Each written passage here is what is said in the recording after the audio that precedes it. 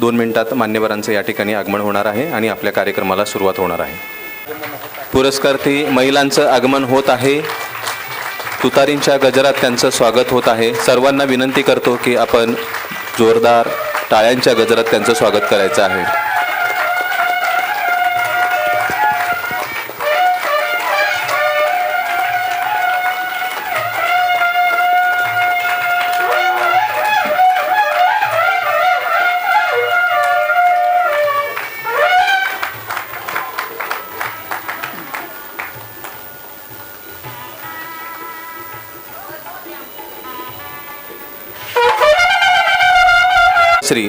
श्री दादा लाड यांचंही स्वागत होणार आहे.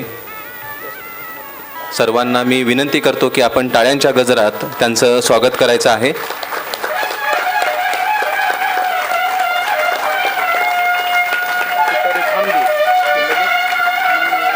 सर्व मान्यवरांचं व्यासपीठावरती आगमन झालेलं आहे. आजच्या या जागतिक महिला दिनाचे औचित्य साधून आयोजित केलेल्या पंचसूत्री पुरस्कार वितरण सोहळ्यासाठी आलेल्या सर्वांचं परत एकदा मी शब्दसुमनाने स्वागत करतो. यानंतर व्यासपीठावरील मान्यवरांना मी विनंती करतो की आपण कार्यक्रमाची सुरुवात दीप प्रज्वलन, प्रतिमा पूजन व तुलसी जल अर्पण करून कार्यक्रमाची सुरुवात करावी.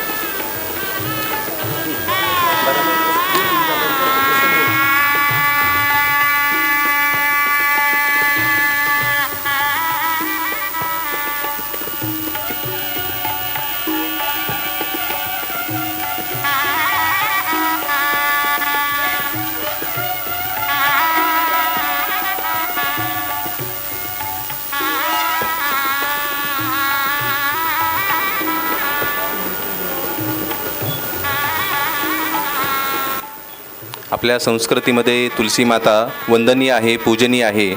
आपण आपल्या प्रत्येक भारत विकास परिषदेच्या कार्यक्रमाची सुरुवात प्रतिमा पूजन व तुलसी जल अर्पण करून करतो.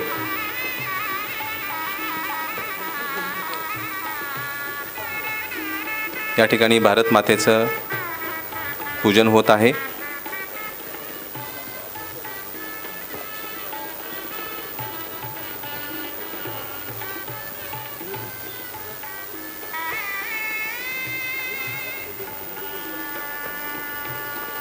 धन्यवाद. मान्यवरांना मी विनंती करतो की आपण व्यासपीठावरती आसनस्थ व्हावं. यानंतर कार्यक्रमाची सुरुवात आपण वंदे मातरम या गीताने करणार आहोत. मी श्री धन्वंतर देशपांडे यांना विनंती करतो की आपण वंदे मातरम गावं आणि सर्वांनी उभं राहावं. संपूर्ण वंदे मातरम होईल.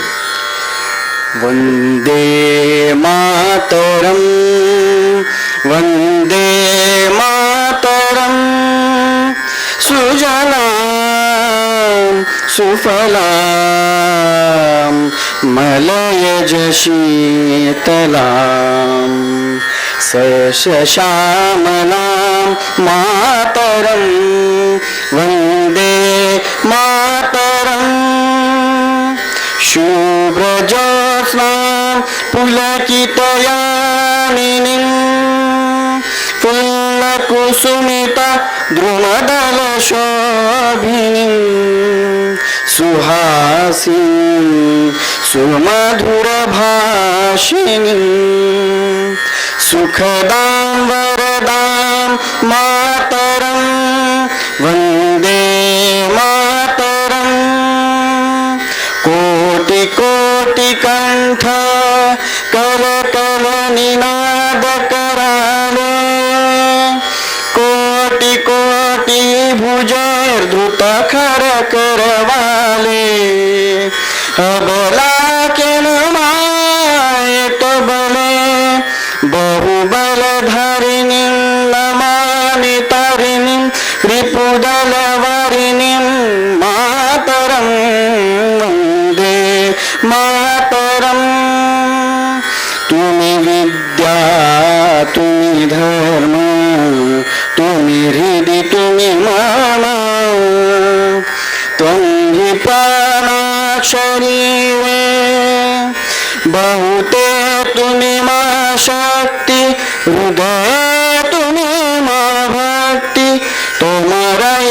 प्रतिमा गडी मंदिरे मंदिरे मातरं वन्दे मातरं त्वं हि दुर्गा दशप्रहरणधारिणी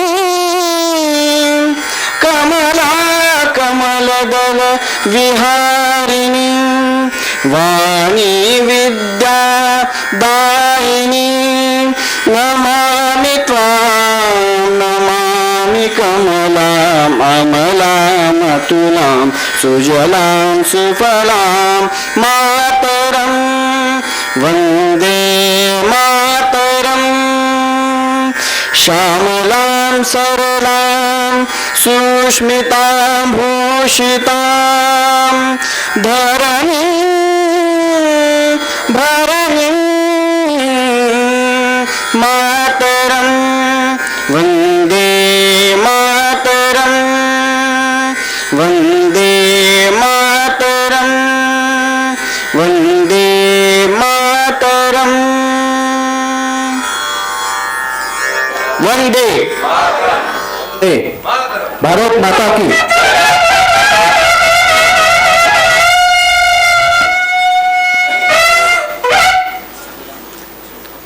यानंतर आजच्या कार्यक्रमाची प्रस्तावना मुख्य शाखेचे अध्यक्ष श्री सुयोगजी जोशी सर मांडतील.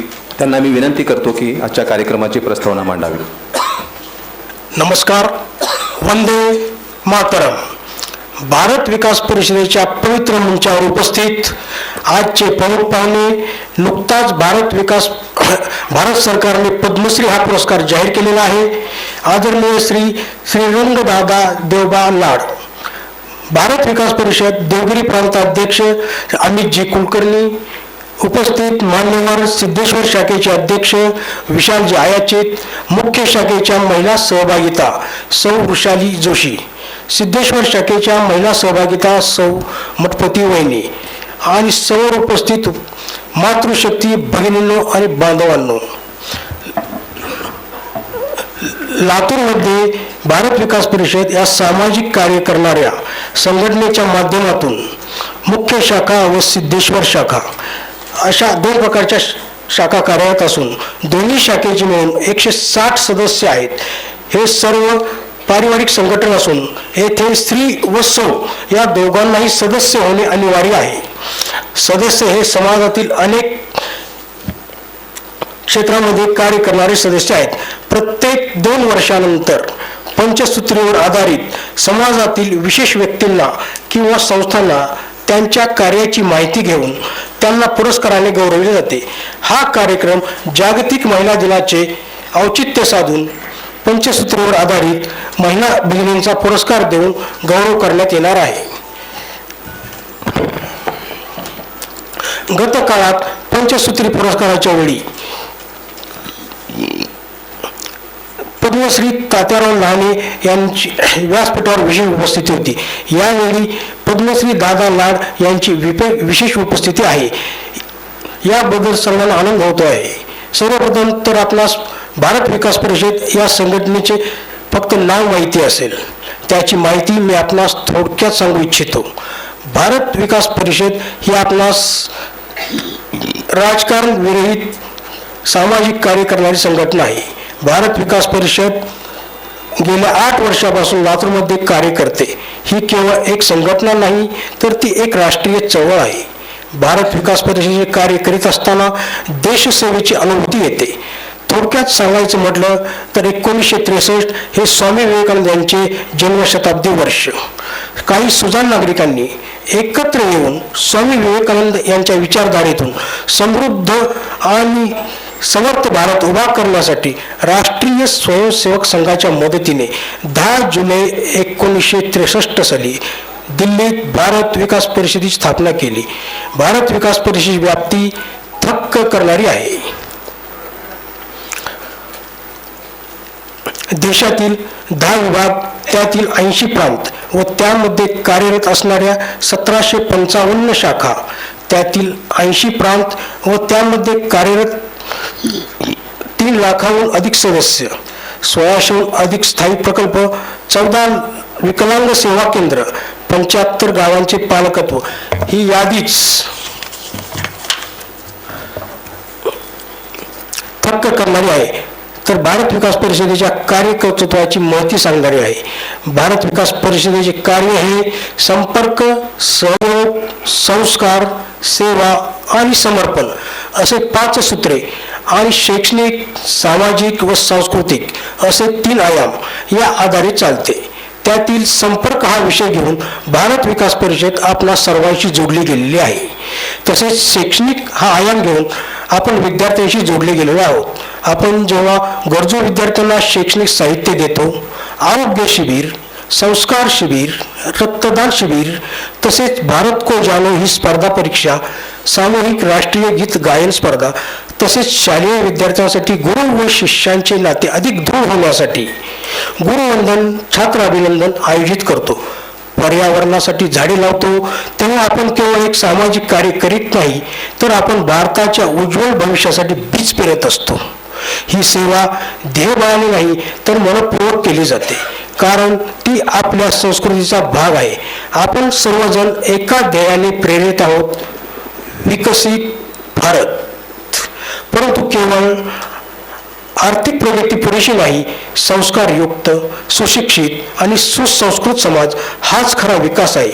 त्या दिशेने भारत विकास परिषद हे कार्य अविरत करत आहे. आज जग झपाट्याने बदलत आहे, तंत्रज्ञानाने माणसात अंतर वाढविले आहे. अशा वेळी भारत विकास परिषद आपुलकीची नाळ जपणारे कार्य करीत आहे. ही नाळ तुटू नये म्हणून सेवा ही आपली ओळख व्हावी आणि संस्कार हे आपल्या कार्याचा अधिष्ठान असावा लागतो. लातूरमध्ये भारत विकास परिषद शालेय विद्यार्थ्यांसाठी निःशुल्क संस्कार शिबिर आयोजित करते. त्यामुळे विद्यार्थ्यांना सर्वांगीण विकास होतो. पर्यावरण दिन साजरा केला जातो. आपण शिवली या छोट्याशा गावामध्ये 6000 झाडे लावलेली आहेत. त्यांचे संवर्धनही केले जाते. प्लास्टिकचा वापर टाळण्यासाठी भारत विकास परिषदेकडून स्टील बँक हा उपक्रम चालू आहे. यात आपण छोट्या समारंभाला लागणारी भांडी वापरण्यासाठी मोफत देत असतो. ते घेऊन जायचे व स्वच्छ करून आणून द्यायचे. शहराला ज्या ज्या वेळेस रक्तदानाची गरज पडली त्यावेळी भारत विकास परिषद या दोन्ही शाखेने मिळून अगदी 200 बॉटल रक्त हे एकाच वेळी ब्लड बँकेने दिले आहे. कोरोना काळामध्ये 6 ऑक्सिजन कॉन्सन्ट्रेटर विकत घेऊन गरजू व्यक्तींपर्यंत पोहोचवणे हे मोलाचे कार्य भारत विकास परिषदेने केलेले आहे. जागतिक महिला दिन हा आपण सर्वजण 8 मार्च रोजी साजरा करतो. 8 मार्च रोजी रंगपंचमी असल्यामुळे आपण हा कार्यक्रम 6 मार्च रोजी घेत आहोत. आज जागतिक महिला दिनाच्या पावन प्रसंगी भारत विकास परिषद तर्फे आयोजित पुरस्कार वितरण समारंभात भारत विकास परिषद मुख्य शाखा लातूरचा अध्यक्ष म्हणून बोलताना माझ्यासाठी अभिमानाची आणि कृतज्ञतेची बाब आहे. जागतिक महिला दिन ही केवळ औपचारिक तारीख नाही, तर स्त्री शक्तीच्या कर्तृत्वाचा, संघर्षाचा आणि समर्पणाचा गौरव करण्याचा दिवस आहे. घर, समाज, शिक्षण, उद्योग, संस्कृती, सेवा प्रत्येक क्षेत्रात महिलांनी आपली ओळख ठामपणे निर्माण केली आहे. भारत विकास परिषद ही संपर्क, सेवा, सहयोग, संस्कार आणि समर्पण या पंचसूत्रीवर कार्य करते. ही केवळ शब्दांची माळ नाही तर कार्याची दिशा आहे. नंबर 1 संपर्क. समाजातील प्रत्येक घटकांशी जोडले जाणे. आज सन्मानित होत असलेल्या महिला या समाजाशी नातं जोडून सकारात्मक परिवर्तन घडत आहेत. नंबर 2 निस्वार्थ भावनेतून कार्य. आई, शिक्षिका, डॉक्टर, सामाजिक कार्यकर्त्या अशा विविध भूमिकातून त्या सेवाभाव जपत आहेत. नंबर 3 सहयोग. एकमेकींच्या हातात हात घालून पुढे जाणे. महिला एकमेकींना उभं करतात, प्रेरणा देतात. हीच खरी शक्ती आहे. संस्कार. पुढील पिढी घडवण्याची जबाबदारी महिलांची समर्थपणे पेलेली आहे. संस्कार ही समाजाची खरी संपत्ती आहे. समर्पण. कोणतीही अपेक्षा न ठेवता केलेले कार्य हे समर्पणच स्त्री शक्तीला मान बनवते. आज आपण ज्या महिलांचा सन्मान करीत आहोत त्या या पंचसूत्रीचं जिवंत उदाहरण आहे. त्यांचा गौरव म्हणजे स्त्रीत्वाच्या सामर्थ्याचा गौरव आहे. माझा विश्वास आहे की महिला सशक्तीकरण ही केवळ घोषणा नसून कृतीतून सिद्ध होणारी गोष्ट आहे. समान संधी, शिक्षण, स्वावलंबन आणि आत्मविश्वास या माध्यमातून खरे सशक्तीकरण साध्य होईल. या पुरस्कार विजेत्या बहिणींचे मनपूर्वक अभिनंदन. आपल्या कार्यातून अनेकांना प्रेरणा मिळो, समाज अधिक सक्षम आणि संस्कारित बनव हीच सदिच्छा. चला आपण सर्वजण संकल्प करूया, स्त्री सन्मान, स्त्री सुरक्षितता, स्त्री स्वाभिमान यासाठी सतत कार्यरत राहूया. एवढे बोलून मी माझ्या वाणीस विराम देतो. वंदे मातरम. धन्यवाद सुयोगजी. यानंतर कार्यक्रमामध्ये प्रमुख पाहुण्यांचे स्वागत होईल. मी सौ महादेवी मठपती वहिनींना विनंती करतो की त्यांनी श्री अमितजी कुलकर्णी यांचं स्वागत करायचं आहे.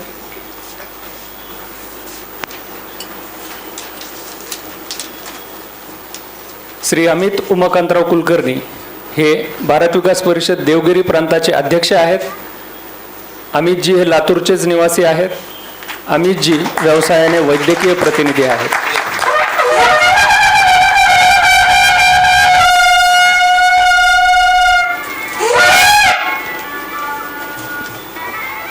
खूप खूप धन्यवाद. यानंतर मी सिद्धेश्वर शाखेचे अध्यक्ष श्री विशालजी आयाचित सरांना विनंती करतो की आपण पद्मश्री दादा लाड यांचा परिचय द्यावा.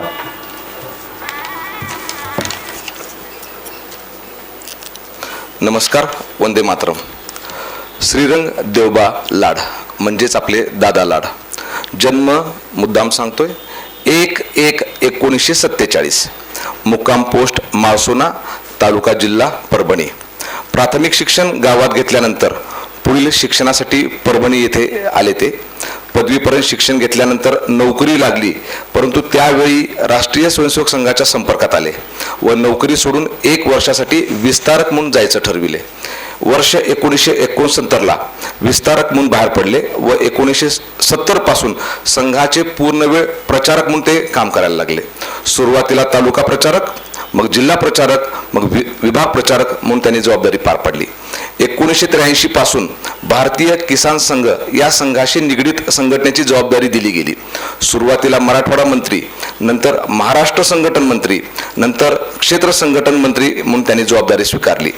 आज रोजी ते भारतीय किसान संघाचे अखिल भारतीय कार्यकारिणी सदस्य असून क्षेत्रीय संघटन मंत्री म्हणजेच महाराष्ट्र, गोवा, गुजरात आणि राजस्थान या ठिकाणची जबाबदारी ते पार पाडत आहेत. याचबरोबर शेती संशोधन व नवीन तंत्रज्ञान यावर त्यांनी विशेष भर दिलेला आहे. कापूस पिकात दादा लाड तंत्रज्ञान विकसित केले आहे, ज्यामुळे 2 पटीने उत्पादनात वाढ होते, ज्याला ICAR ने मान्यता पण दिलेली आहे. याच तंत्रासाठी मराठवाडा कृषी विद्यापीठाने डॉक्टर ऑफ सायन्सने त्यांना गौरविण्यात आलेले आहे. माजी राष्ट्रपती रामनाथजी कोविंद यांच्या हस्ते कृषी तज्ञ पुरस्काराने गौरविण्यात आलेले आहे. नागपूर पशु व मत्स्य विद्यापीठाने आदर्श गो संवर्धन पुरस्कार लाल कंधारी व देवणी गायीच्या जातीसाठी प्रदान करण्यात आलेला आहे. नुकताच 2026चा जनकल्याण समिती महाराष्ट्र प्रांतचा पूजनीय गुरुजी पुरस्कार यांना प्रदान करण्यात आला आहे. कापूस, ज्वारी, सोयाबीन, गहू इत्यादी पिकावर संशोधन सुरूच आहे. अनेक विषयावर चिंतन आहे. रामायण, महाभारत, गाय, भारत माता, शिवचरित्र इत्यादी विषयावर प्रभावीपणे भाषण देतात. उत्तम वक्ता म्हणून सुपरिचित आहेत. याच अष्टपैलू व्यक्तिमत्वाच्या कार्याची दखल घेऊन केंद्र सरकारने 2026 साठीचा पद्मश्री पुरस्कार यांना जाहीर केलेला आहे. अशा ऋषितुल्य असामान्य व्यक्तिमत्वाचा परिचय करून देताना आनंद वाटतोय. धन्यवाद. धन्यवाद विशालजी. यानंतर या ठिकाणी दादा लाड यांचा सत्कार किसान संघ लातूर यांच्यातर्फे होणार आहे. मी लातूर किसान संघाचे अध्यक्ष श्री तुकाराम एलाले, लातूर जिल्हा मंत्री श्री सतीजी देशपांडे, कार्यालयीन प्रमुख विलासराव आराध्य सर, लातूर जिल्हा कार्यकर्ते श्री चंदू स्वामी सर यांना विनंती करतो की आपण पद्मश्री दादा लाड यांचा या ठिकाणी सत्कार करावा.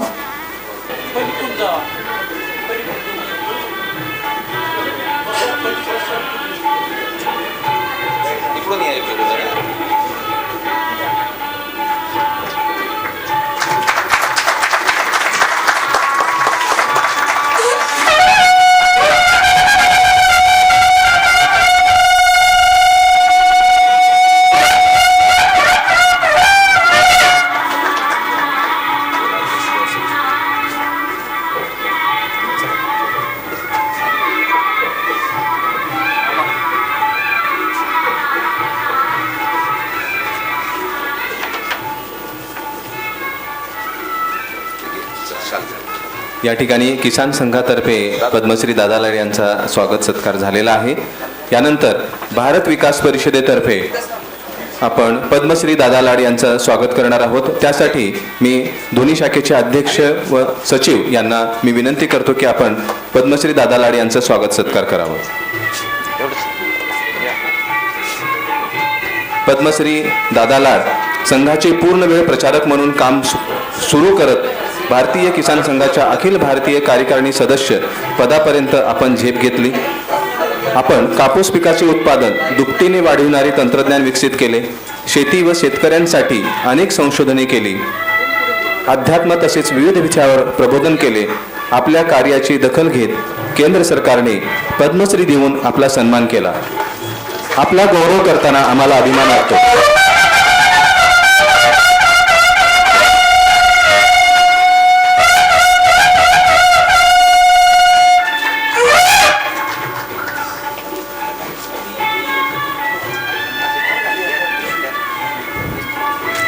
आरती संदीकर मॅडम यांना विनंती करतो की आपण सौ कविता सुरेश गोबाडे यांचा परिचय द्यावा.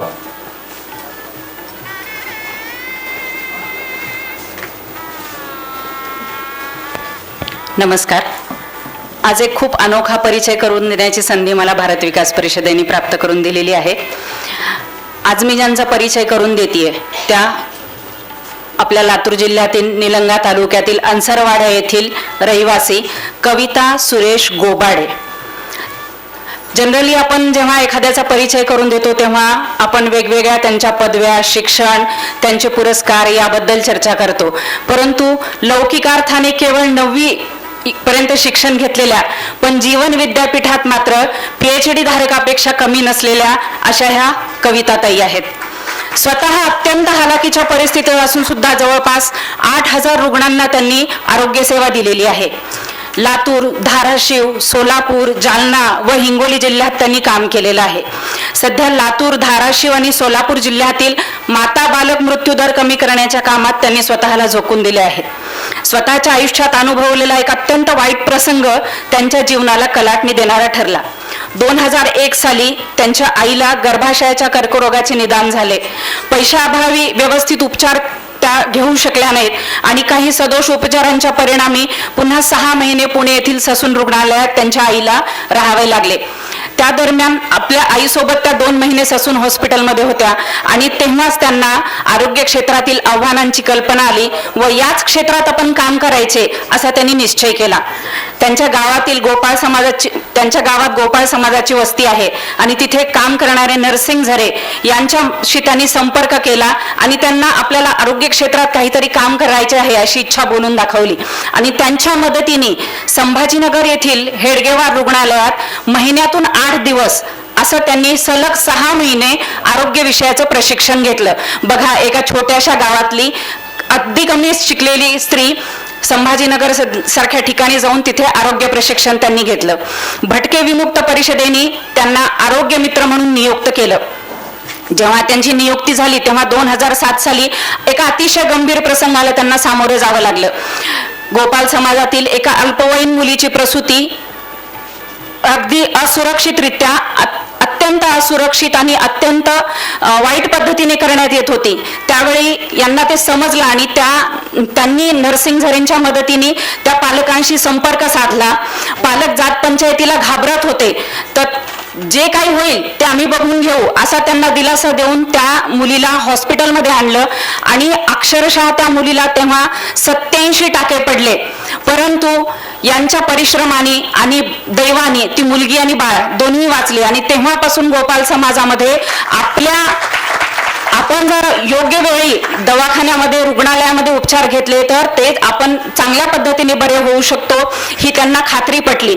आणि 20 वर्षापासून अव्याहतपणे वाडी वस्त्यांवर जाऊन लोकांना आरोग्यविषयक जागृती करणे, प्रथमोपचार करणे, स्वच्छतेची काळजी कशी घ्यावी हे सांगणे, योग्य व सकस आहार कसा घ्यावा हे सांगणे आणि आवश्यक तेथे उपचार अशा रीतीने अव्याहतपणे ताई हे कार्य करीत आहेत.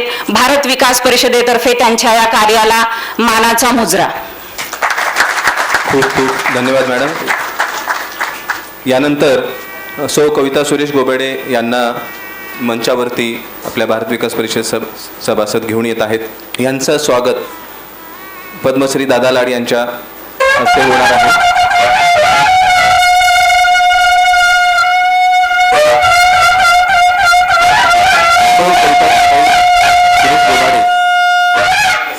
गरीब कुटुंबात जन्म घेऊनही स्वतःला आरोग्य सेवेसाठी वाहून घेत आपण आजवर 8,000 पेक्षा अधिक रुग्णांना सेवा देऊन अनेकांचे जीव वाचवले. अंसारवाडा येथील गोपाळ समाजाची वस्ती आणि परिसरात घरी होणाऱ्या प्रसूती थांबवल्या.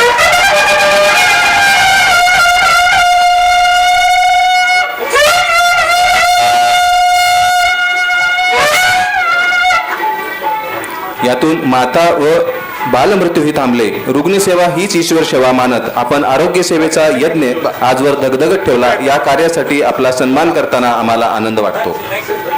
यानंतर कार्यक्रमात पुढे मी डॉक्टर सौ उमा देशपांडे यांना विनंती करतो की त्यांनी श्रीमती अन्नपूर्णा हनुमंत लादे यांचा परिचय करून द्यावा. सर्वांना सस्नेह नमस्कार. उरले उपकारापुरती या उक्तीला सार्थता देणाऱ्या श्रीमती अन्नपूर्णा हनुमंत लादे मावशी बहुतांश आयुष्य संपन्न असताना फक्त नकारात्मक गोष्टींचा वहापोह करत बसणं हा मानवी स्वभावच म्हणता येईल.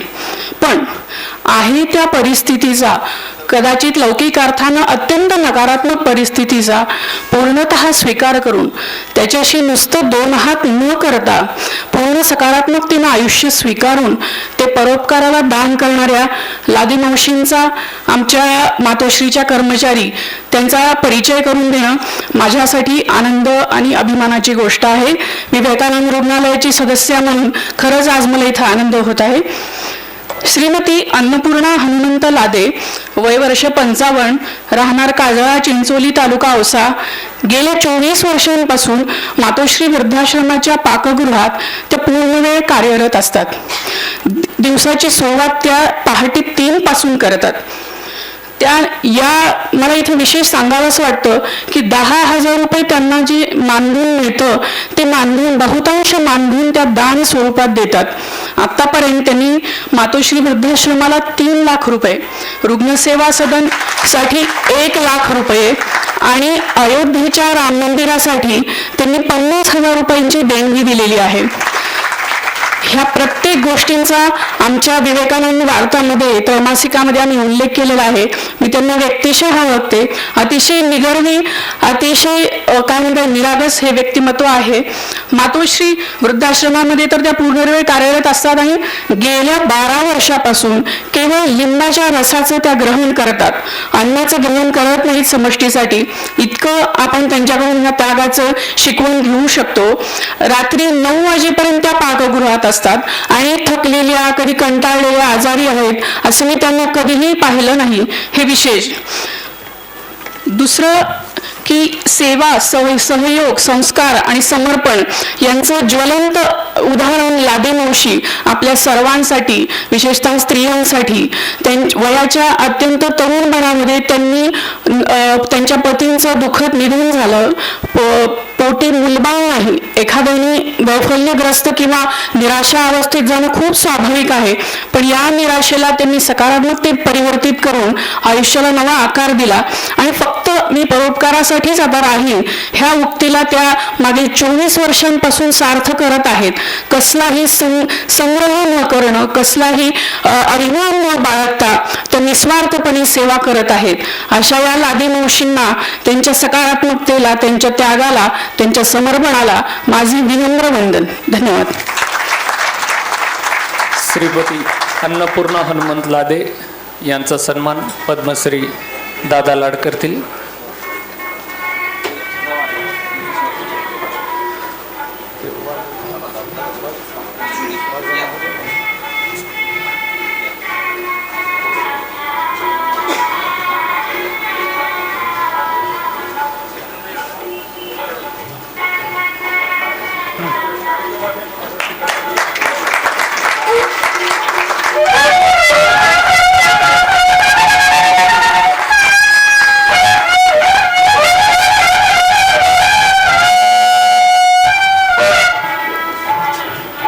लादेमावशी मातोश्री वृद्धाश्रमात पाकगृहात काम करताना वृद्धाश्रमालाच आपले घर मानणाऱ्या आपल्या आजवरच्या उत्पन्नाचा बहुतांश भाग सामाजिक उपक्रमाला त्यांनी दान केलेला आहे.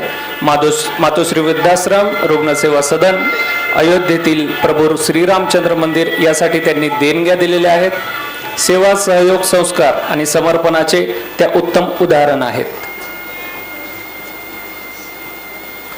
यानंतर सौ स्मिताताई मलवाडे यांना मी विनंती करतो की आपण सौ दीपा सुरेश पाटील यांचा परिचय करून द्यावा.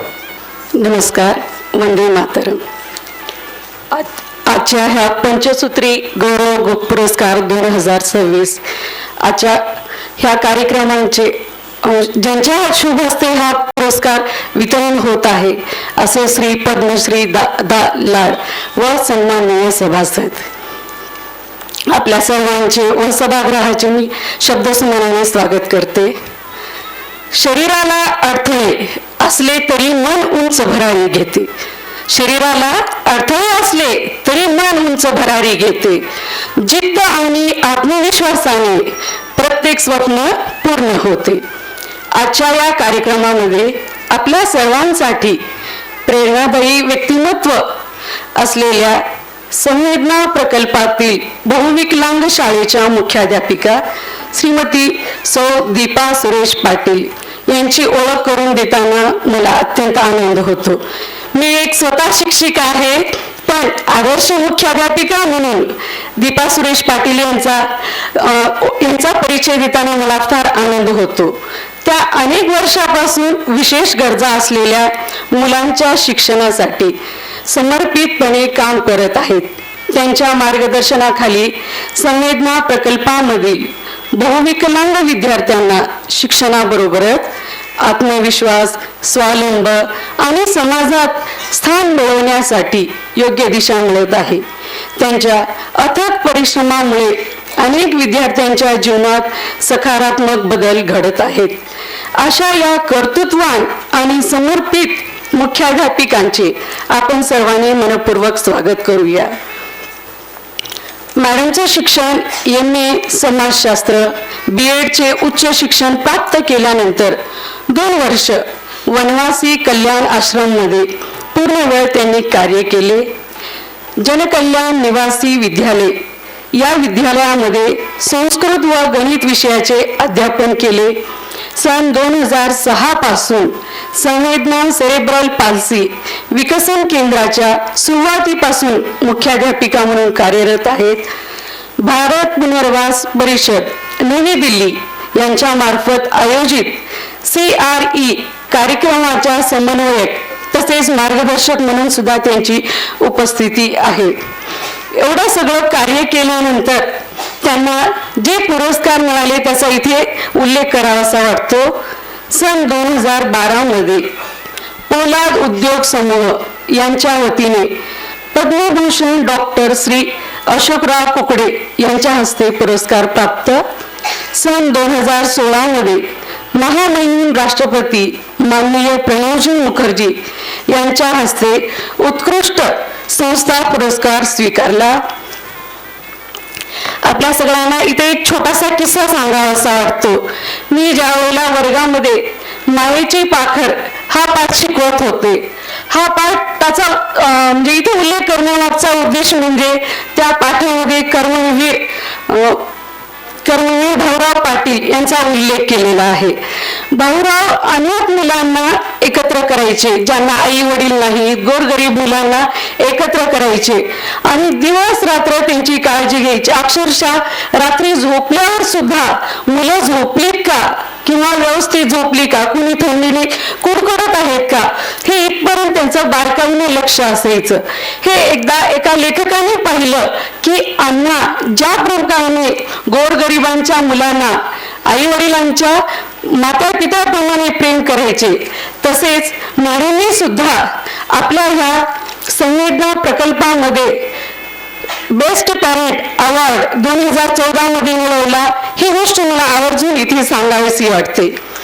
त्याचबरोबर 2017 मध्ये ज्ञान प्रबोधिनी पुणे तर्फे सन्मान, 2021 मध्ये बेस्ट टीचर अवॉर्ड, 2012 मध्ये रखमाबाई राऊत सेवा पुरस्कार, तसेच 2024 मध्ये नवजीवन सोसायटी फॉर रिसर्च व rehabilitation of mentality handicap Chhatrapati Sambhajinagar यांच्याकडून स्वर्गवासी श्रीमती नलिनीताई शहा स्मृती पुरस्कार प्राप्त.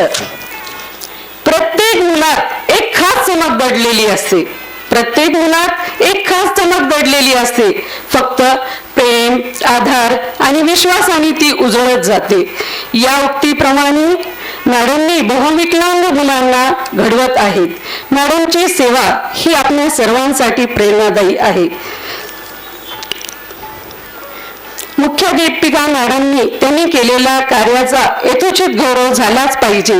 त्यासाठी आज जागतिक महिला दिनाच्या विशेषाने निमित्त आपण हा पुरस्कार त्यांना घोषित देत आहोत. मॅडमना अशी विनंती आहे की त्यांनी हा पुरस्कार स्वीकारावा व त्यांचा परिचय देण्याची मला संधी दिली त्याबद्दल अध्यक्षांचे धन्यवाद.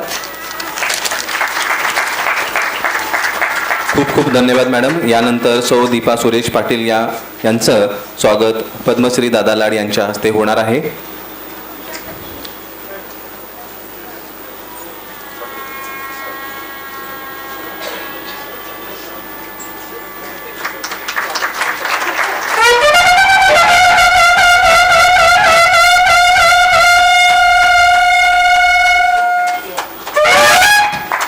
संवेदना सेलेब्रेल पाल्सी विकसन केंद्राच्या मुख्याध्यापिका म्हणून बहुविकलांग मुलांच्या जीवनात आशेचा किरण निर्माण करण्याचे कार्य आपण करत आलात. दिव्यांगांची सेवा करत त्यांना सर्वसामान्य मुलांसारखे जीवन जगता यावे यासाठी आपण अविरत कार्य करत आहात. हे कार्य समाजासाठी दिशादर्शक आहे. आपल्या या कार्याचा गौरव करणे ही आम्हा सर्वांची अभिमानाची बाब आहे. कार्यक्रमात यापुढे मी सौ श्वेता अयाचित यांना विनंती करतो की आपण सौ सरोजाताई बोधनकर यांचा परिचय करून द्यावा. नमस्कार. वंदे मातरम. आजच्या या महिला दिनाचे औचित्य साधून सत्कार समारंभामध्ये मी परिचयासाठी आपल्यासमोर उभी आहे. मी स्त्री आहे म्हणून मला अभिमान आहे विद्यादायिनी सरस्वतीचा, जिजाऊंच्या दातृत्वाचा, राणी लक्ष्मीबाईच्या पराक्रमाचा, हिरकणीच्या मातृत्वाचा, कल्पना चावलाच्या कर्तृत्वाचा, अहिल्याच्या पुण्याईचा आणि लक्ष्मीबाई टिळकांच्या लेखणीचा. अशाच एका कर्तृत्ववान स्त्रीचा परिचय देण्याहेतू मी इथे उभी आहे. आज श्रीमती सरोजिनीताई बोधनकर यांच्याविषयी मी बोलते आहे. माननीय श्रीमती सरोजिनीताई बोधनकर या मूळच्या लातूर येथील आहेत.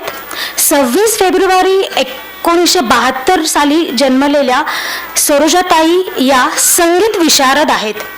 त्यांचा जीवन प्रवास अतिशय खडतर आहे. वयाच्या अवघ्या 28-29व्या वर्षी पतीचे निधन झाल्यावर 3 लहान मुलांच्या संगोपनाची जबाबदारी स्वीकारत हा संगीताचा प्रवास त्यांनी चालू ठेवला. धाकटा मुलगा अवघा 2 महिन्यांचा असताना त्याला मांडीवर घेऊन गाण्याचा सराव त्यांनी चालू ठेवला आणि मातृत्वाची कसोटी त्यांनी यातूनच पूर्ण केली.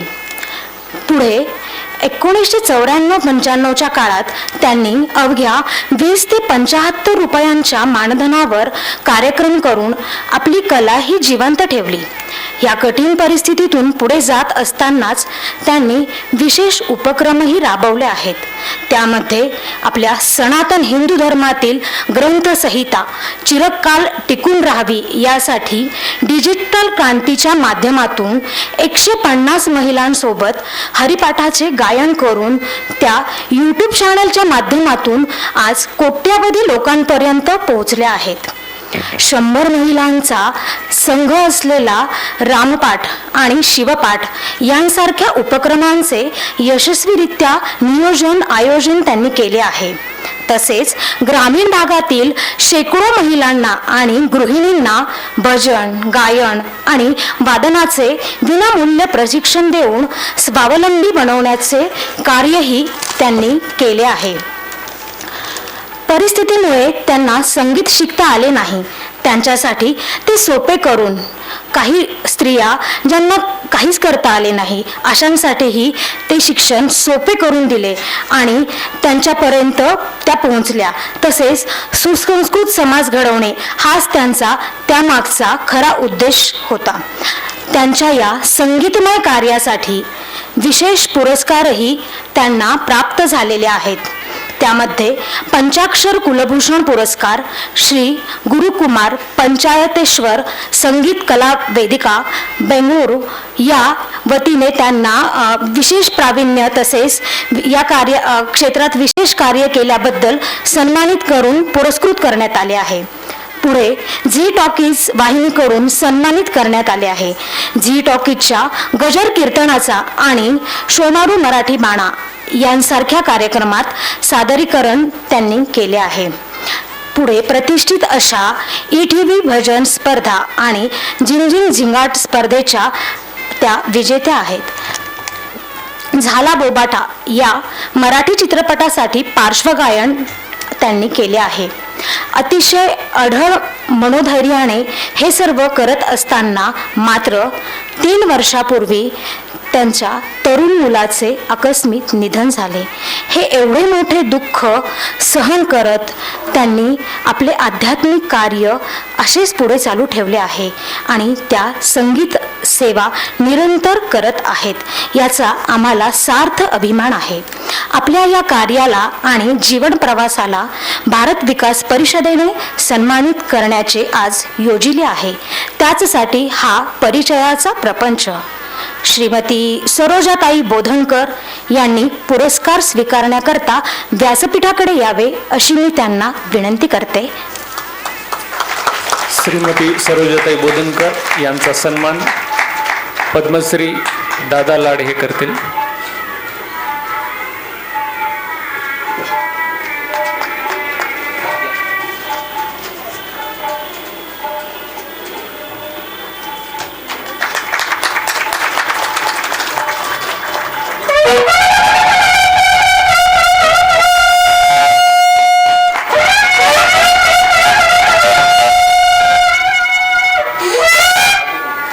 संगीत या कलेच्या माध्यमातून मागील 30 वर्षात विविध राज्यात आपण पोहोचलात. धार्मिक कार्यक्रमात गायन वादनाची साथ देताना चित्रपटासाठी पार्श्वगायन केले. गृहिणींना अध्यात्माची गोडी लागून त्यांच्या जीवनात नवी उमेद निर्माण केली. घराघरात संगीताच्या माध्यमातून अध्यात्म पोहोचवण्याचे आपले कार्य प्रेरणादायी आहे.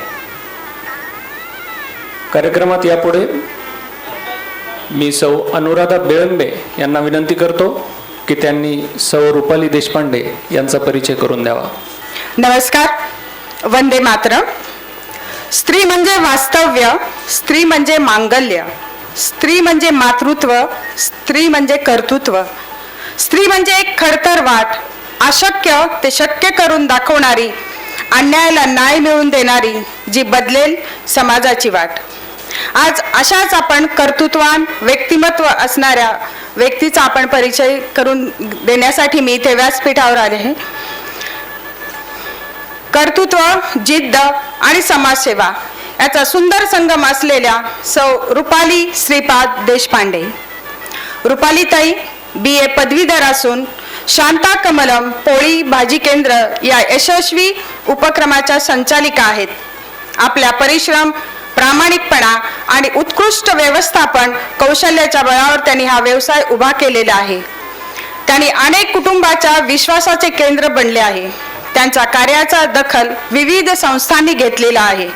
त्यांना परशुराम जयंती उत्सव समिती तर्फे उत्कृष्ट उद्योजिका पुरस्कार, लातूर ग्रुप तर्फे उत्कृष्ट उद्योजिका सन्मान, शासकीय औद्योगिक प्रशिक्षण संस्था मुलींची लातूर तर्फे यशस्वी उद्योजिका पुरस्कार, तसेच शिवसम्राट विद्यार्थी वाहतूक सेना लातूर तर्फे उद्योजिका म्हणून सत्कार करण्यात आलेला आहे. असे मानाचे पुरस्कार त्यांना प्राप्त झालेले आहेत. व्यवसायाबरोबरच त्यांनी समाजसेवेचीही बांधिलकी अत्यंत उल्लेखनीय आहे. त्या समर्थ अन्नसेवा मंडळाच्या माध्यमातून अत्यल्प दरामध्ये जेवण उपलब्ध करून देतात. तसेच गरीब व वृद्ध नागरिकांना अन्नदान करतात. विशेषतः कोरोना काळामध्ये रुग्णांना जेवण उपलब्ध करून देऊन त्यांनी मानवतेचं उत्तम उदाहरण समोर ठेवलेलं आहे. उद्योग, सेवा आणि सामाजिक बांधिलकी याचा आदर्श समन्वय म्हणजे सौ रुपाली श्रीपाद देशपांडे यांना मी व्यासपीठावर येण्याची विनंती करते. भारत विकास तर्फे आपलं हार्दिक अभिनंदन.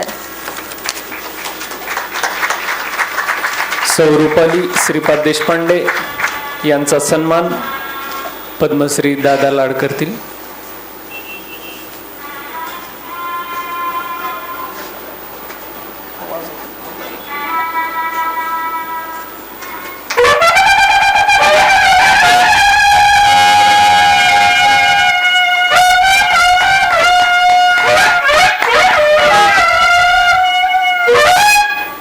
अखंड परिश्रम, प्रामाणिकपणा आणि उत्कृष्ट व्यवसायाच्या बळावर आपल्या हाताच्या चवीने लातूरकरांना आपण वेळ लावले. शांत कलम पोळी भाजी केंद्र या उपक्रमाच्या माध्यमातून व्यवसायाला समाजसेवेची जोड दिली.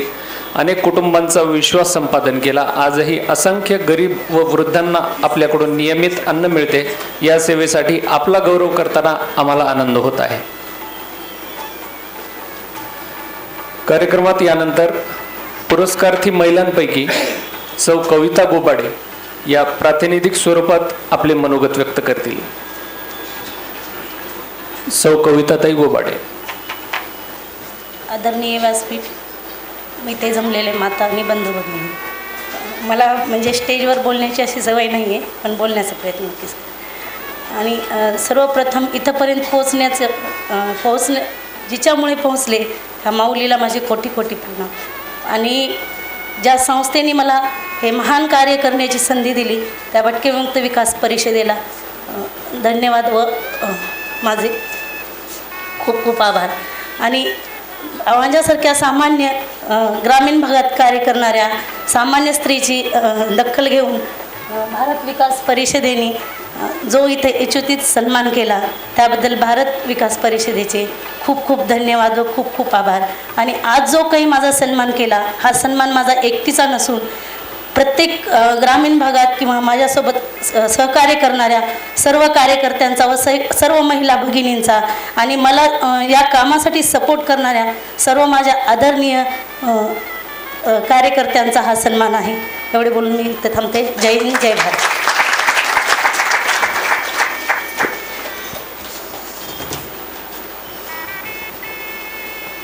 यानंतर आपल्या सर्वांचे लाडके प्रांताध्यक्ष श्री अमितजी कुलकर्णी सर आपले शुभेच्छापर मनोगत व्यक्त करतील.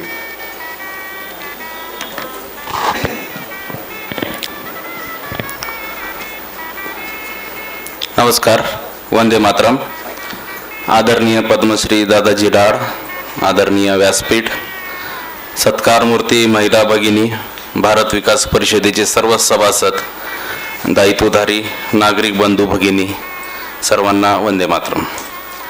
भारत विकास परिषदेच्या पंचसूत्रीतील सर्व सूत्रे आपल्या दैनंदिन जीवनामध्ये तंतोतंत अंमलबजावणी करणाऱ्या सर्व महिला भगिनी यांच्या महिला दिनानिमित्त सत्कार होत आहे. त्याबद्दल सर्वप्रथम दोन्ही शाखांचे खरं तर आभार मानले पाहिजेत. त्यांनी हा सुवर्ण योग जुळून आणला. पंचसूत्रीचे पुरस्कार आणि त्या महिला दिनाच्या पूर्वसंध्येला, आणि त्याच्यापेक्षाही मोठा सुवर्णयोग म्हणजे दादांच्या हस्ते हा पुरस्कार मिळत आहे. त्यामुळं खरं तर ह्या सत्कारमूर्ती महिलांचं खूप खूप अभिनंदन. तुमचा सत्कार भारत विकासकडून करून आम्हाला जी प्रेरणा मिळाली कामाची ती भरपूर वर्ष टिकेल याची ग्वाही मी देतो. खरं तर मला फार वेळ दिलेला नाही आहे. आमचे मित्र विशालजी आहे, त्यांनी सांगितलं की 2 मिनिटात येऊन वापस बसा, कारण दादांना सगळ्यांना ऐकायचं आहे, तुम्ही जास्त वेळ घेऊ नका.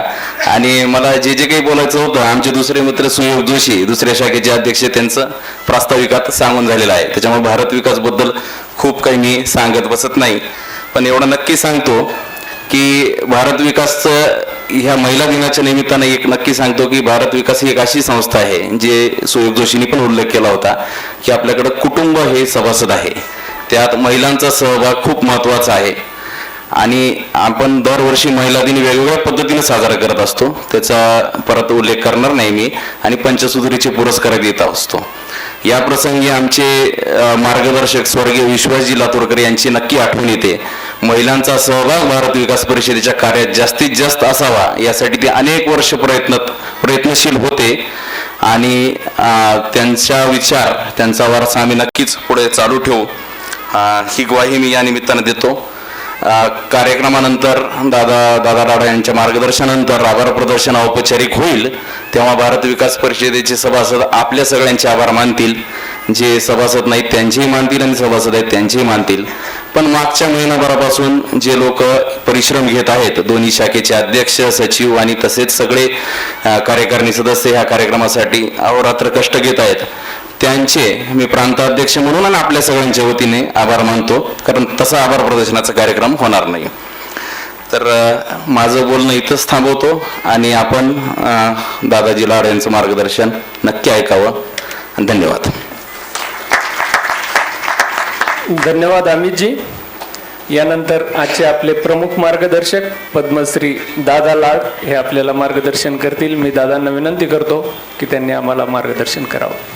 आदरणीय व्यासपीठ, श्रद्धेय श्रोता बंधू भगिनी तथा माता, खरं तर ह्या एवढ्या मोठ्या व्यासपीठावर मला फार बोलण्याची सवय नाही आहे, परंतु आपण पाहिलं की आज इथं सर्व ज्याला अधिक उल्लेख, ज्याला आपण म्हणतो कौतुकाचा जसा जसा उल्लेख होतो तसा मनुष्य दबल्या जातो. खरं तर या कार्यक्रमाला यावं की येऊ नये मला निमंत्रण आलं. योगायोगाने विवेकानंद हॉस्पिटलचे डॉक्टर उमेशजी देशपांडे यांच्यासमोर मी बसलो होतो आणि ते म्हणाले की तुम्ही हे निमंत्रण स्वीकारा. ज्या अर्थी डॉक्टर सांगतात निमंत्रण स्वीकारला, त्या अर्थी काहीतरी नक्की भारदस्त कार्यक्रम असला पाहिजे असं मी त्रैरासिक असं डोळ्यासमोर ठेवून मी पटकन हो म्हणालो. पण पटकन हो म्हणालो त्यावेळेला काही वाटलं नाही, इथं बसल्यावर वाटलं उगीच हो म्हणालो. एवढा मोठा चांगला सुज्ञ श्रोत्यांच्या समोर बोलणं तसं सोपं नाही आहे. आणि मी शेतकरी आहे, तुम्हाला माहीत आहे, परंतु मी शेतकरी हे सर्वांना माहीत असल्यामुळे माझ्याकडून बोलण्याच्या फार अपेक्षा आपण करणार नाहीत याची जाण मला आहे. खरं तर आता या ठिकाणी काही जणांचा सत्कार झाला, किती गुणांनी युक्त असलेल्या 5 महिलांचं कार्य मी पाहिलं. खरं म्हणजे तेथे माझे कर जुळती अशा प्रकारचं कार्य त्या महिलांचं आहे. आता या ठिकाणी प्रश्न असा आहे की माझा सत्कार का केला, किंवा आपल्यालाही प्रश्न पडला असेल काय मी असं केलं. याने जे कार्य केलं तिथं वर्णन करून सांगितलं, मी काय केलं हे मात्र आपल्यासमोर कळवलेलं नाही. माझा का सत्कार ठेवलेला असेल, एकतर तुम्हा सर्वांना ज्ञात आहे की मी शेतकरी आहे आणि शेती क्षेत्रातला आत्ता केंद्र सरकारने मला पद्मश्री पुरस्कार जाहीर केला. तो का केला, तर त्याच्या पाठीमाग असं एक कारण आहे की ते तुम्हाला सर्वांना माहीत व्हावं का सत्कार केला एवढ्यासाठी म्हणून मी सांगत आहे. नाहीतर पुरस्कारासाठी का केला पुरस्कार, तर मी म्हटलं की आपला एका अर्थाने मराठवाडा खानदेश जवळजवळ आपल्या देशातला कॅश क्रॉप कापूस आहे. आपल्या देशातलंच एकूण देशात असलेल्या 8 राज्यात कापूस पिकतो. कापूस आपल्या देशाचं कॅश क्रॉप कापूस आहे. परंतु या कापसाचं उत्पन्न तसं जर पाहिलं तर फार मोठं कापूस हे अधिक उत्पन्न देणार आहे. पण आतापर्यंत आम्हाला शास्त्रज्ञांकडून इतरांकडून कापूस फार मोठं उत्पन्न देणारं पीक नाही आहे. परंतु कॅश क्रॉप म्हणून कापूस असल्यामुळे साधारण पूर्वी लातूर जिल्हा हा कापूस घेणारा जिल्हा होता. पण नंतर कापसाची जागा इथं सूर्यफुलाने घेतली, फार मोठ्या प्रमाणात लातूर जिल्हा सूर्यफूल घ्यायला लागला. आजच मी गप्पा करत होतो, म्हटलं लातूर जिल्ह्याने बऱ्यापैकी विश्रांती घेतली आहे. आता पुन्हा लातूर जिल्हा जर कापसाकडे शरण गेला तर बऱ्यापैकी आर्थिक दृष्टीने लातूर जिल्ह्यातला शेतकरी वैभवशाली होऊ शकतो. एखाद्या वेळेला पिकाचा एक नियम आहे, पीक शेतकऱ्याला टाकतो त्यापेक्षा शेतकऱ्यांनी पिकाला टाकलं पाहिजे. ज्यावेळेला पीक एखाद्या शेतकऱ्याला सोडतो त्यावेळेला त्याची भरपूर किंमत चुकवावी लागते. पण पिकाने सोडण्याच्या अगोदर जर शेतकऱ्यांनी पिकाला सोडलं तेवढी त्याची किंमत चुकवावी लागत नाही. म्हणून लातूर जिल्हा एक वर्ष अतिशय कापसाचा जिल्हा होता, परंतु परवडत नाही अशा प्रकारचं चित्र डोळ्यासमोर आलं त्यावेळेला लातूर जिल्ह्याने कापसाला सोडलं आणि सोयाबीनला सूर्यफुलाला शरण गेले. मला असं वाटतं की एवढ्या विश्रांतीनंतर मी प्रयत्न करणार आहे काही शेतकऱ्याला प्रयोग करायला. एवढ्या पुन्हा विश्रांतीनंतर, कापसाच्या विश्रांतीनंतर पुन्हा जर लातूर जिल्ह्याने कापसाला स्वीकारलं तर मला असं वाटतं की लातूर जिल्ह्याचं वैभवाचं साधन हे कापसाचं झाड होऊ शकतं. परंतु पुन्हा एकदा असं विश्रांती घेतल्यानंतर त्याची हिंमत करून मात्र काही शेतकऱ्यांनी अशा प्रकारचे प्रयोग करायला पाहिजे. आता ह्या ठिकाणी केंद्र सरकारने मला जो पुरस्कार दिला तर कापसाचं उत्पन्न, एक तर मी शेतकरी कुटुंबात जन्माला आलो, लहानपणापासून मला जरा इथं हे काय होईल तिथं काय होईल अशी थोडी चिकित्सक बुद्धी आहे आणि ती असल्यामुळे कापसाचं आमच्या घरातलं सुद्धा कॅश क्रॉप कापूसच आहे. तेव्हा कापसाचं उत्पन्न किती एकरी येतं ते 5 ते 6 क्विंटल येतं. तर तेव्हा माझ्या डोक्यात आलं की ह्याला उत्पन्न वाढवण्यासाठी काय करता येईल. मग शेतकरी जो प्रयोग करतो तो खताच्या मात्रा वाढवतो. उत्पन्न किती वाढेल मला माहीत नाही, पण उत्पादन खर्च मात्र शेतकरी वाढून बसतो. तेव्हा उत्पादन खताच्या मात्रा वाढवल्या, थोडाफार पीक वाढतं पण उत्पादन खर्च मात्र मोठ्या प्रमाणात वाढतो. मग माझ्या लक्षात आलं की उत्पन्न वाढवण्याचं उत्पादन खर्च वाढवणं काही हा भाग नाही आहे. मग मी माझ्या डोक्यात आलं की कापसाच्या झाडावर बसायचो. मी कापसाच्या झाडाजवळ अगदी तुळशीच्या झाडावर ज्या श्रद्धेने, झाडाच्या समोर ज्या श्रद्धेने बसत असतात त्या श्रद्धेने मी कापसाच्या झाडाच्या समोर बसायचो आणि त्या झाडाचं निरीक्षण करायचो. मग लक्षात आलं की त्या झाडावर 2 प्रकारच्या फांद्या असतात. एक खाली येतात त्याला गळफांद्या म्हणतात. खरं तर तुमच्या समोर उभं राहत असताना प्रत्यक्षात ते झाड घेऊन मी इथं यायला पाहिजे होतं, म्हणजे प्रत्यक्षातच तुम्हाला दाखवता आलं असतं की त्याचं काय काढलं म्हणजे फायदा होतो आणि काय ठेवलं म्हणजे तोटा होतो, असं चित्र या ठिकाणी दाखवायला पाहिजे होतं. म्हणून त्या खालच्या 3 फांद्या येतात. त्या 3 फांद्याची लक्षणं असे असतात, अगदी सुरुवातीलाच बुडाला येतात त्या 3 फांद्या अशा बाजूला वाढतात, म्हणजे क्षेत्रफळ जास्त घेतात आणि त्या उंची किती, झाडाच्या उंची बरोबर, जाडी किती, मूळ खोडाच्या उंची बरोबर. बरं, ज्या प्रमाणात त्या बोंड लागायला पाहिजे तसे बोंड लागत नाहीत, बोंड कमी लागतात आणि लागलेल्या बोंडाचं वजनही कमी होतं. अन्नरस्त जास्त घेतात आणि बोंडाचं वजन का कमी, फळफांदी आकाराने बारीक असते, जमिनीला समांतर आडवी वाढत असते आणि मग लक्षात आलं तिला बोंडाचं वजन मात्र जास्त भरतं.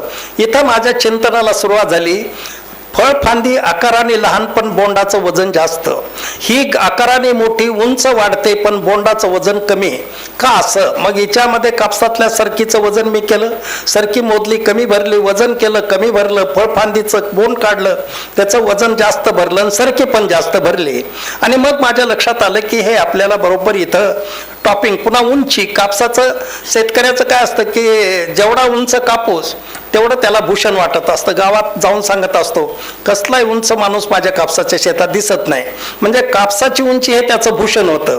वास्तविक पाहता कापसाची उंची त्याच्यासाठी ते शाप आहे हे कळतच नाही. 4 ठिकाणी जो भेटेल त्याला सांगतो खूपच उंच माझा कापूस अटलाय, कसला माणूस दिसत नाही.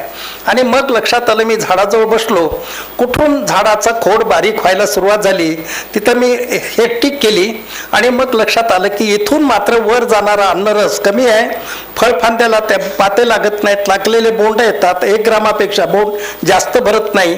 आणि मग लक्षात आलं खालच्या फळफांद्याला अन्नरस जास्त देऊन जर त्या बोंडाचं वजन वाढवलं तर काय होईल, असं डोक्यात आलेली कल्पना सिद्ध करण्यासाठी बरोबर आहे की नाही हे पाहण्यासाठी 5 झाडावर मी प्रयोग केला. 3.5 फुटावरती त्याची उंची रोखली आणि मग लक्षात आलं फळफांद्या लांबल्यात, फळफांद्यावरच्या बोंडाची संख्या वाढली आणि फळफांद्याच्या बोंडावरचं वजन वाढलंय.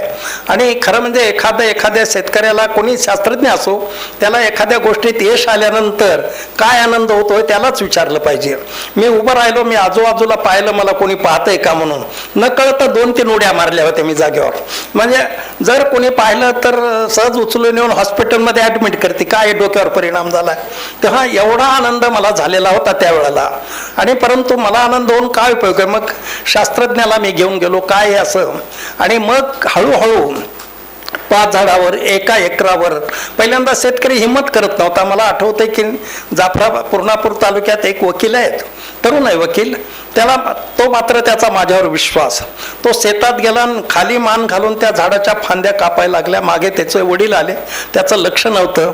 फांद्या कापून खाली फांद्या पडायला लागल्यात म्हटल्याबरोबर त्याने विचारलं नाही, जे बुटाने मारायला सुरुवात केली, वकील मुलगा. आणि मग ते म्हण काय करायला, म्हणजे मी गळ फांद्या कशासाठी, शेताचं नुकसान करतो का? नाही नाही म्हणे, ते दादा लाडनी सांगितलंय. दादा लाडनी कधी रुमण्यावर हात ठेवला होता का म्हणे, त्याने आम्हाला शेती शिकवावी का? तेव्हा इथपासून पण त्याचा पक्का विश्वास होता ना. वडिलाला म्हणलाय, पहा वडील आहे तुम्ही, मारलं काही मला हरकत नाही, वडिलांनी मारलंय, पण पुढे जर दादाचं नाव घेऊन काय म्हणणार असाल तर मग मात्र लक्षात घ्या की वडिलोपार्जित तुमच्या नावावरची 6 एकर शेती लहान्या भावाला पूर्ण देऊन टाकली आहे. ही शेती माझ्या वकिलीतल्या पैशाची, फांद्या कापी नाही तर झाडं कापून टाकेल, बाहेर व्हा म्हणला पहिल्यांदा. आणि ज्या वेळेला नंतर तिथं कापसाला उत्पन्न आलं, CICRचे चेअरमन महापात्रा दिल्लीहून आले, सर्व विद्यापीठाचे शास्त्रज्ञ आले, कुलगुरू आले. हा लवाजमा पाहिल्यानंतर त्यांच्या वडिलांच्या मग लक्षात आलं.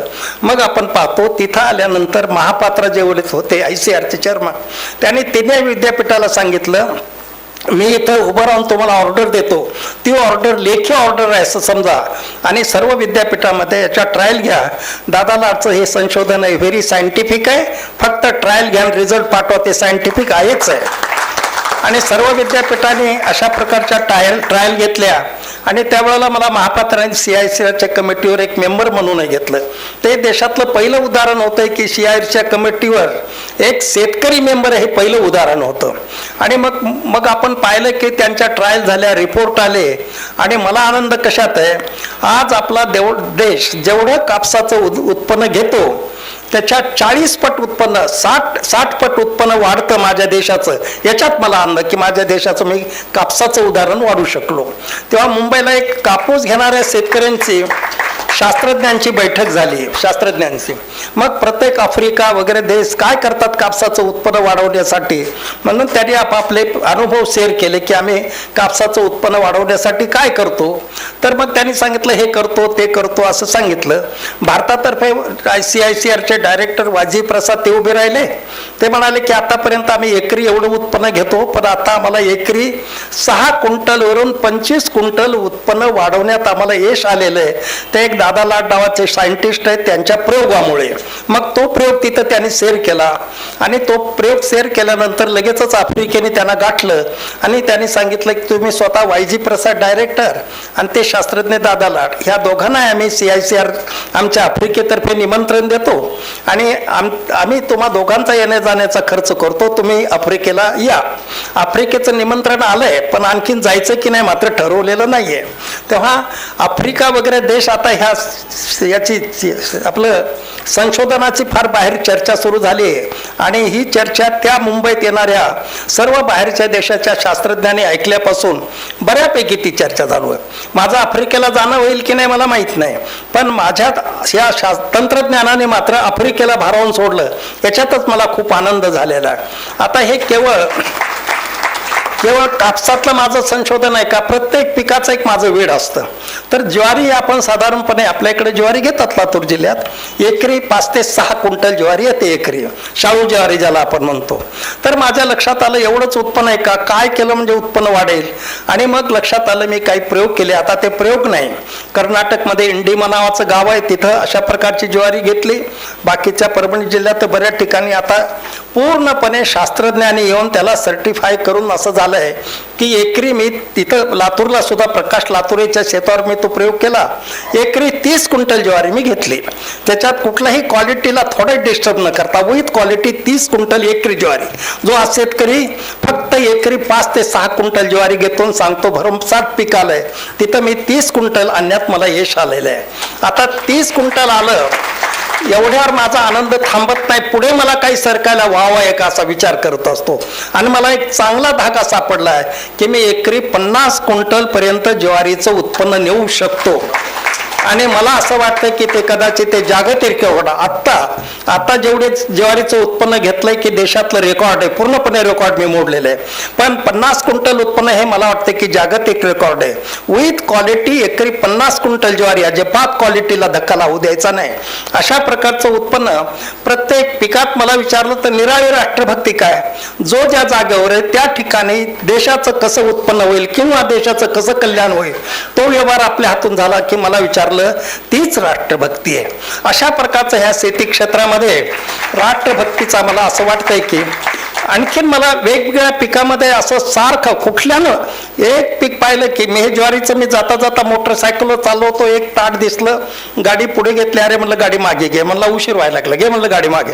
त्यांनी गाडी मागे घेतली, काय करायचं, मी एका शेतात गेलो, मला ते ज्वारीचं ताट दिसलं, खाली बसलो, म्हणलं काय पाहून आलात, म्हणलं काय पाहिला, त्याला काय सांगणार आहे, नाही म्हणलं तुम्ही परत का आलात, मला का परत आणलं, ताटाजवळ गेला, तिथं का बसलात, काय पाहिलं आणि काय वाटलं आणि काय मिळवलं, म्हणलं मिळवायचंय, मिळालं नाही. आणि तिथून ते चिंतन सुरू झालं माझं. एक ताट असल्यानंतर त्याला किती फुटवे फुटले, किती झालं, आणि तिथून माझ्या चिंतनाला सुरुवात झाली. आणि मग लक्षात आलं ते एक ताट मला एकरी म्हणजे 5 पट उत्पन्न वाढवायला कारण ठरलं. तिथून माझं चिंतन सुरू झालं होतं की काय होऊ शकतं. असं प्रत्येक क्षेत्रात प्रत्येक पिकामध्ये खरं तर सर्व शास्त्रज्ञांनी अशा प्रकारचं चिंतन जर सुरू केलं तर आमचं देशाचं उत्पन्न पटीने आपल्याला वाढवता येऊ शकतं. आता ह्या सर्व गौरवाच्या ह्या सर्व कार्यक्रमात आपण पाहिलं की जागतिक महिला असा हे आहे, ते महिलांचा सत्कार केला. खरं तर मी त्यांना स्वतः वंदन करतो. आणि पहिलेपासून आपण महिलांचा आपण पाहिलं की त्यांचा उल्लेख या निमित्ताने आपण केला पाहिजे की काय महिला असू शकते. म्हणजे आमच्या शौर्यगाथा असलेल्या महिला आहेत. अगदी शिवाजी महाराजाच्या काळातला असो की उदाहरण आत्ताच्या काळातले, फार भूतकाळातले उदाहरण देण्यात काही अर्थच नाही, पण शिवकालीन उदाहरण आपल्याला सर्वांना माहिती आहे की शिवाजी महाराज ज्या वेळेला आग्र्यावरून निघाले, कसे निघाले, काय निघाले, माझ्यापेक्षा तुमचा इतिहास पक्का आहे, माझा भूगोल एकच आहे, इतिहास एकच आहे, पण माझ्यापेक्षा तुम्हा सर्वांचा इतिहास पक्का असल्यामुळे आणि आपल्याला दर मुक्काम दर कोस अशा प्रकारचा प्रवास करत होते. जिथं मुक्काम पडला तिथं दुसऱ्या दिवशी कसं जायचं असा विचार करत होते. जाता जाता महादेवाच्या मंदिरात मुक्काम पडला महाराजांचा आणि दुसऱ्या दिवशी कसं जायचं असा विचार करत होते. योगायोगाने त्या महादेवाच्या मंदिराच्या पुजारीची तब्येत बिघडली होती, दिवसेदिवस तब्येत बिघडत चाललेली होती. आणि म्हणून त्यावेळेला दवाखान्यापेक्षा तो महादेवाचा पुजारी असल्यामुळे त्यांनी महादेवाकडे साकडं घातलं. त्यांनी त्याच्या मुलाची तब्येत बिघडली होती. त्यांनी पुजाऱ्यांनी साकडं घातलं की माझ्या मुलाला बरं करण्याची रचना कर, नाही तर तुझ्या पिंडीवर डोकं आपटून मी जीव दे. आणि त्याने उपोषण सुरू केलं. तर त्यावेळेला नेमकं छत्रपती महाराजाचा मुक्काम त्या मंदिरात पडला. आणि पुढे कसं जायचंय, आणि औरंगजेबाचं फरमान असं होतं, जो कोणी घोड्यावर पाठीमागे एक मुलगा आहे असा पळतो तो दुसरा तिसरा कोणी असून प्रत्यक्षात शिवाजी आहे. आणि शिवाजीला जर पकडून दिलं तर इतके होऊन बक्षीस आणि एक जहागीर 12 गावची जहागीर देण्यात येईल. ही चर्चा ज्या वेळेला त्या ग्रस्थांनी ऐकली, जो महादेवाकडे धरलं होतं, आणि पटकन बायकोकडे गेला. बायकोला म्हणलं अगं उठ, महादेव प्रसन्न झाला, आपल्याला पैशाची व्यवस्था केली. बायकोला वाटलं बहुतेक धनाचा हंडा घेऊनच महादेव उभा राहिला की काय. ते म्हणले कुठं आहे, अगं सांगतो म्हणला, धनाचा हंडा महादेवाने आणला नाही पण धन मिळेल अशी रचना मात्र महादेवाने केलेली आहे. ते जे बसलेत लोक ते कोणी नाही, शिवाजी राजा आहे, पळून जातोय ना औरंगजेबाचं हे प्रमाण आहे. आता आपण जवळ चौकीवर जाऊ, बातमी देऊ, शिवाजीला पकडून देऊ, आपल्याला धनाची कमी नाही, 12 गाव जागीर, मुलगा बरा होईल, जीवनात आनंदी आनंद. बायकोला आनंद झाला. ही पती ह्या सासू सासऱ्याची चाललेली चर्चा सुनेने ऐकली. नवरा तरुण होता, सून नुकतं 6 महिन्यापूर्वी लग्न झालेलं होतं. तिने ही चर्चा ऐकल्यावर खरं तर आनंद तिना व्हायला पाहिजे होता, आपल्या कपाळावरच्या कुंकुला आता धोका नाही म्हणून. पण ती अस्वस्थ झाली. सासू सासऱ्याला चोरून हळू शिवाजीराजेजवळ उभी राहिली आणि ती म्हणले, राजे लवकर मंदिर सोडून तुम्ही निघून जा. आता महाराजाला नवल वाटलं की एक बाई परप्रांतात मला राजे म्हणून कस काय ओळखते. त्यांना वाटलं बहुतेक महाराष्ट्रात तिथं मुलगी इकडे सोयरीक झाली नाही. त्यांनी तुम्ही मला ओळखलं, हो राजे मी मला ओळखलंय, तुम्ही लवकर जा. पण मला जाण्याची काय विनंती करता. तेवढ्यासाठी सुद्धा राजे वेळ घेऊ नका, वेळ फार कठीण आहे, फार धोका आहे, तुम्ही लवकर निघून जा. पण महाराज जिद्दीला पेटले. महाराज म्हणाले जोपर्यंत तुम्ही सांगणार नाही तोपर्यंत मी तू हलणार नाही. सांगणं भाग पडलं, माझा नवरा आजारी वगैरे वगैरे. मग राजे म्हणाले, समजा मी लवकर निघून गेलो, तुझ्या सासऱ्याला पैसे मिळणार नाहीत. पैसे मिळणार नाही म्हणजे तुझ्या नवऱ्याला बरं करता येणार नाही. बरं होणार नाही म्हणजे त्यात तुझ्या नवऱ्याचं बरं वाईट झालं तर ती म्हणते, राजे, महाराष्ट्रातल्या सर्व स्त्रियांच्या कपाळावरचं कुंकू अबाधित राहण्यासाठी माझ्या एकटीच्या कपाळावरचं कुंकू पुसल्या गेलं तरी चालेल, पण राजे तुम्ही निघून जा. महिला दिनाच्या ती महिला काय करू शकते आपल्या सर्वांना माहिती आहे. अलीकडच्या काळातलं उदाहरण सांगायचं तर आपल्याला वाटेल शिवकालीन कथा ठीक आहेत. मग ते दुसरे उदाहरण आपल्याला माहिती आहे. नवरा मारला गेला म्हणून महाराजाकडे स्वतःच्या जवळ असलेला 12 वर्षाचा मुलगा बाईंनी महाराजांजवळ दिला. म्हणले, महाराज, त्याच्या वडिलाच्या जागेवर याला मी प्रीती करते. परंतु सहज त्याने असं म्हटलं की मला युद्ध कसं असतं बघ, आतापासून दाखवा. नेलं, बरोबर नेलं, आणि नजर चुकून तू पुढे गेला आणि तोही मारला गेला. नंतर ती बाई आली महाराजांकडे, रडायला लागली. महाराजांना वाटलं ह्या बाईला काय सांगू मी, आता कसं उत्तर देऊ. आणि ती रडत असताना महाराज उभं राहिले आणि, बाई माफ करा, तुम्ही त्याला माझ्याकडे सोपवलं आणून, पण मी त्याचं रक्षण करू शकलो नाही, मला क्षमा करा. पदराने डोळे पुसले. बाई म्हणते की काय राजे, तुम्ही मला ओळखलं नाही, माझा मुलगा मेला म्हणून रडते का? मला त्याचा रडू येत नाही, मुलगा त्या रणांगणावर मेल्याचा आनंद आहे, पण तुमच्या पदरात आणून द्यायला दुसरा मुलगा माझ्याजवळ नाही याचं रडू येतं. महिला दिनाच्या निमित्ताने अशा महिलांचं स्मरण महिलांनी सुद्धा करायला पाहिजे. आत्ता अलीकडच्या काळातलं उदाहरण झालं तर आणीबाणी आली आपल्या देशात आणि संघाच्या कार्यकर्त्याची धरपकड झाली. सर्व कार्यकर्ते पकडले, जेलमध्ये गेले, जेलमध्ये टाकले. संघाशिवाय अनेक संघटनांचे कार्यकर्ते सुद्धा पकडले होते, त्यांना जेलमध्ये टाकलं होतं. पण मध्येच सरकारने एक फरमान काढलं. फरमान असं होतं, जे कोणी माफी मागतील की मी पुन्हा अशा कार्यक्रमात संघटनेत भाग घेणार नाही त्यांना आम्ही सोडून देऊ. आणि जवळजवळ संघ जर सोडला, सर्व संघटनेचे कार्यकर्ते अगदी माफी मागून बाहेर आले आणि आपापल्या घरी सुखरूप राहिले. आता एक जळगावला आपलं एक जोशी नावाचे ग्रस्त आहे, साधे प्राथमिक शिक्षक, ते जेलमध्ये होते. आणि मग त्या गावचे काँग्रेसचे एक ग्रस्त सुटून आलेत. म्हणून त्या वहिनीला वाटलं की चला आपण जाऊन भेटू, यांच्या तब्येतीची काळजी करू, म्हणून त्यांना भेटायला गेल्या. ते म्हणले, तुम्ही बाहेर आलात, यांची तब्येत कशी काय? काही काळजी करू नका, म्हणले तुमचे मालक 2-3 दिवसात येतील. म्हणजे म्हणाले, आणीबाणी उठणार आहे का? छेव, म्हणलं आणीबाणी कुठली उठती? इंदिरा गांधी जिवंत असेपर्यंत तरी आणीबाणी उठणार नाही. मग माझे मालक कसे काय येतील? मी त्यांना सांगितलं, सूत्र सांगितलं, म्हणले मी कसं आलो तसे तुम्ही या. सरकारने एक फरमान काढलंय, जे कोणी माफी मागतील त्यांना आम्ही सोडायला तयार आहोत. मी त्यांना म्हणलं, मी माफी मागितली आहे, तुम्ही तर शिक्षक आहात, तुम्ही मोठमोठाले निबंध लिहिले, चांगल्यापैकी एक पेजेवर माफी मागू शकता तुम्ही. माफी मागा, या अगोदर घरदार बघा, शिक्षण बघा, बायका पोराची काळजी घ्या, लेकरं लहान आहेत त्यांना शिकवा, मग राष्ट्रभक्ती करा. आणि माझं म्हणणं त्यांना पटलंय म्हणाले, आणि ते येतील 2-4 दिवसात. खरं हे ऐकल्यानंतर किती बाईंनी परत आनंदाने जायला पाहिजे. बाईचा चेहरा पडला, पुढची चौकशी नाही केली, घरी आलेने एक पत्र काढलं, अंतर्देशी पत्र लिहिलं नवल्याला. मदलची थोडी जागा होती, तिथं मुलीने पण लिहिलं. काय लिहिलं की मी फलानी ग्रस्त आपल्या गावचे आले, तुमच्या तब्येतीची चौकशी करण्यासाठी तिकडे गेले, त्यांना भेटले आणि त्यांनी सांगितलं की ते कसे आले तेही सांगितलं, आणि तुम्ही कसे येणार ते पण म्हणले, तुमचे मालक 2-4 दिवसात येतील. म्हटलं आणीबाणी उठणार आहे का? छो म्हणाले, आणीबाणी कुठली उठते? मी तुमच्या मालकाला सांगितलं की माफी मागा, लेकरा बाळाची काळजी घ्या. माझं म्हणणं त्यांना पटलंय आणि ते बहुतेक 2-4 दिवसात माफी मागून येतील. त्या बाईला केवढा आनंद व्हायला पाहिजे. बाईचा चेहरा पडला, घरी परत आली, अंतर्देशी आणलं, नवऱ्याला पत्र लिहिलं. काय पत्र लिहिलं? ती म्हणाली की जेव्हा किंवा इतिहास लिहिला जाईल त्यावेळेला इतिहास या बाईच्या पत्राची दखल घेतल्याशिवाय राहणार नाही.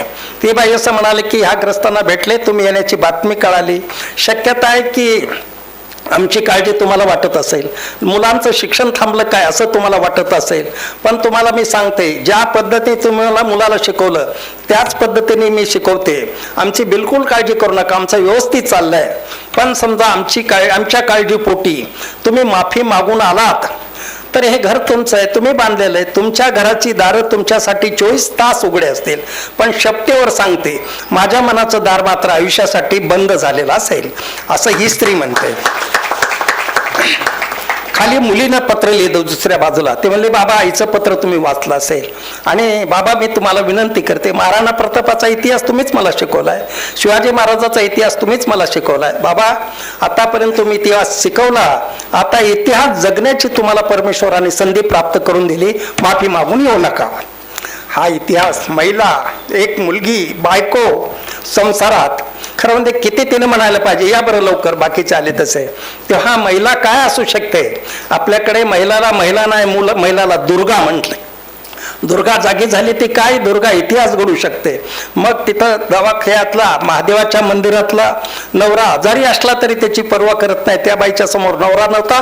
महाराष्ट्रातल्या सर्व स्त्रियांच्या कपाळावरचं कुंकू तिथं उत्तर प्रदेशातल्या बाईला दिसत होतं. आणि म्हणून महिला काय घ्या, वर्षाच्या निमित्ताने महिला एक दुर्गा आहे. आणि म्हणून त्या ज्या क्षेत्रात जाईल, युद्धाच्या क्षेत्रात असो, सामाजिक कार्याच्या क्षेत्रात असो, जिथं असेल एकदा महिला उभी राहिली, मला म्हणजे संकल्प पूर्ण करण्याचं जिद्द ज्यांच्यात असतं त्याचं नाव महिला आहे. आणि म्हणून अशी शौर्य गाजवणारी महिला आजच्या या कार्यक्रमाच्या प्रसंगी तुम्ही माझा सत्कार केला. खरं म्हणजे माझं मला वाटत होतं एवढा सत्कार मोठा आहे की त्याच्या मनाने मी मोठं काय केलंय? काहीच केलं नाही. तरी पण कापसाचं संशोधन माझं पूर्ण झालंय. एकरी 5 क्विंटलवरून 25 क्विंटलवर गेलो. आता ज्वारीचं उत्पन्न मला असं वाटतंय की मी नक्की ज्वारी 5 क्विंटलवरून सुद्धा 30 क्विंटलवर नेली आहे. आणि गव्हाचं उत्पन्न सुद्धा मी नक्की सांगतो की ते मला 12 क्विंटलवरून 40 क्विंटलवर नेता येऊ शकतं. मध्यंतरी कोकाटे कृषी मंत्री होते, त्यांनी मला भेटायला बोलावलं आणि त्यांनी सांगितलं की हे काय? मी म्हटलं सर्व त्यांना डिटेल सांगितलं.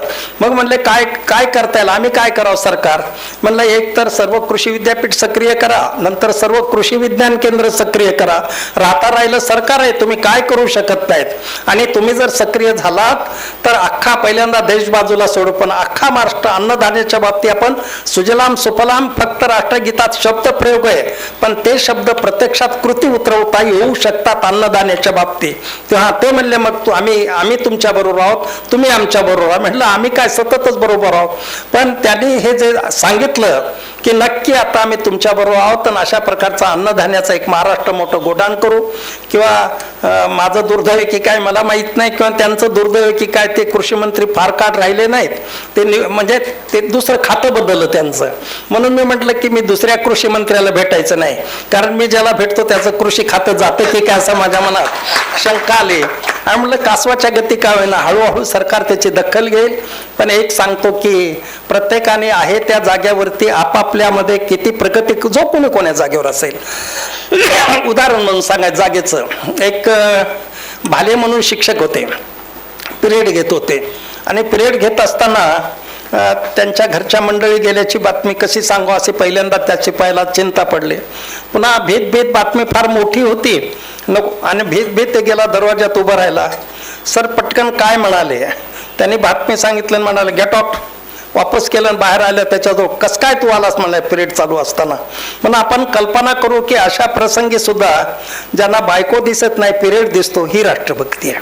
म्हणून ज्या ज्या ठिकाणी जो असेल आपल्या व्यवसायात करत असलेल्या कामामध्ये ज्याला राष्ट्र दिसतं तीच खरी. कुठलंही काम असो, आपण आपल्या ऑफिसमध्ये असो, आणखीन कुठं असो, जिथं आपण असो तिथं खरं म्हणजे पूर्णपणे तन मन धनाने आपण जे काम करू तीच खरं म्हणजे राष्ट्रभक्ती. तीच राष्ट्रभक्ती म्हणजे त्यालाच भारत माता की जय असा म्हणण्याचा अधिकार आहे. तेव्हा मला असं वाटतं की आजच्या प्रसंगी तुम्ही मला इथं बोलावलं, माझा सत्कार केला. ज्यावेळेला मला पहिल्यांदा देशपांडे सरांनी सांगितलं की बहुतेक तुम्हाला इथं सत्कारासाठी बोलवणार आहेत. सत्कार घेणं मला आवडत नाही, पण बऱ्याच वेळेला आवडीनिवडी बाजूला ठेवायला लागतात, कारण ती मला सवय झाली आहे. बऱ्याच घरी गेल्यानंतर आता मी कायम प्रचारक आहे, बऱ्याच घरी जेवायला जातो, तेव्हा बऱ्याच वेळा ना आवडीची भाजी सुद्धा होते.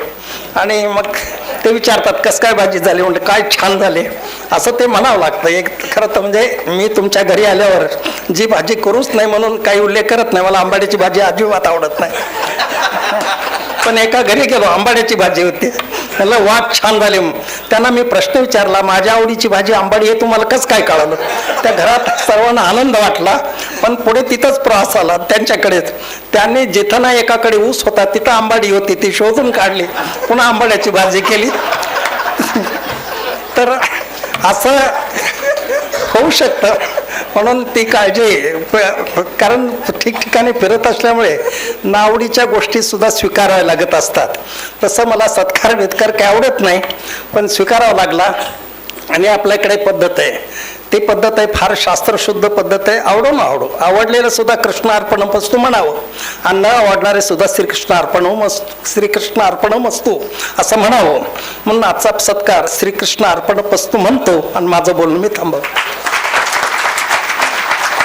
मी सर्वांना विनंती करेन आपण उभं राहून एकदा जोरदार दादांसाठी टाळ्या वाजवू.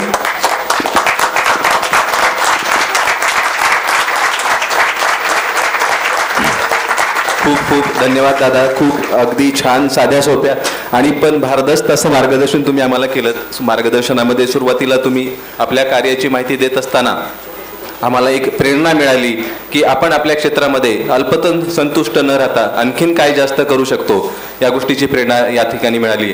त्यानंतर आपल्या मार्गदर्शनामध्ये बरेच असे प्रसंग तुम्ही सांगितलात, ते ऐकताना अक्षरशः अंगावर शहारे येत होते.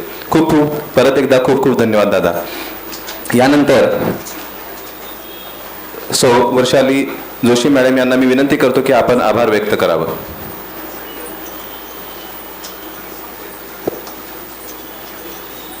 भेटी तुमच्या आले आहे पूर्णाहुतीच्या कातरवेळी, भेटी तुमच्या आले आहे पूर्णाहुतीच्या कातरवेळी, चुकल्या तेथे तैशा सादर करते आभाराच्या चार ओळी.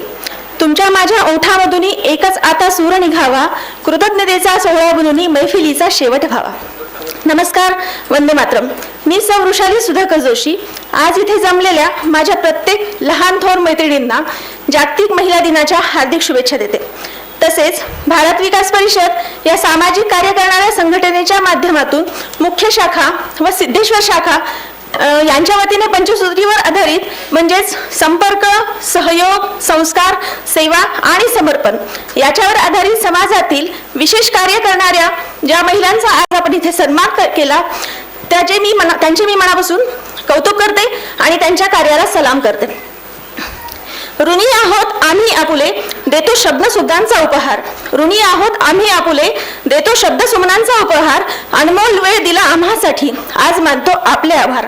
आपल्याला लाभलेले आजचे प्रमुख पाहुणे व वक्ते श्री देवबालाड, श्रीरंग देवबालाड उर्फ दादालाड, आपण इथे आलात व आम्हाला मोलाचे मार्गदर्शन केले त्याबद्दल मी आपले आभार व्यक्त करते. पंचसूत्रीवर आधारित पुरस्काराचे सन्मानार्थी कविता सुरेश गोबाडे मॅडम, अन्नपूर्णा हनुमंत लादे काकू, दीपा सुरेश पाटील ताई, रुपाली देशपांडे ताई आणि मी ज्यांच्याकडून भजनाचे काही वेळे शिकले अशा आमच्या गुरुवर्य सरोजा बोधनकर मॅडम, या सर्वांनी आम्ही दिलेल्या सन्मानाचा मनापासून स्वीकार केला त्याबद्दल त्यांचे आभार व्यक्त करते. भारत विकास परिषदेचे प्रांताध्यक्ष श्री अमित कुलकर्णी सर यांनी आपला मोलाचा वेळ देऊन कार्यक्रमाची शोभा वाढवली त्याबद्दल मी त्यांचेही आभार व्यक्त करते. भारत विकास परिषद मुख्य शाखेचे अध्यक्ष सुयोग जोशी सर यांनी भारत विकास परिषद काय आहे हे प्रास्ताविकातून त्याची भूमिका मांडली त्याबद्दल मी त्यांचेही आभार व्यक्त करते. माझ्या मैत्रिणींनी पुरस्कारतीरचा परिचय खूप छान पद्धतीने करून दिला त्याबद्दल त्यांचेही आभार मानते.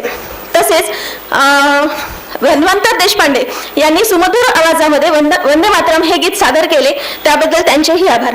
थेंबा थेंबाने तलाव भरतो, हाता हाताने कार्यक्रम खुलतो, जेथे जेथे आहेत या कार्यक्रमाचे शिल्पकार तेव्हा आणि तेथे मानलेच पाहिजेत त्यांचे आभार. आजचा हा कार्यक्रम यशस्वी करण्यासाठी भारत विकास परिषदेचे दोन्ही शाखांचे अध्यक्ष, कार्यकारिणी मेंबर व सभासद यांनी अत्यंत मोलाचे सहकार्य केले, परिश्रम घेतले त्याबद्दल त्यांचे आभार. खूप सुंदर सूत्रसंचलन करून कार्यक्रमाची शोभा वाढवली याबद्दल जयदीप कोरे सर आणि अभिजित पाटील सर यांचेही मी आभार व्यक्त करते.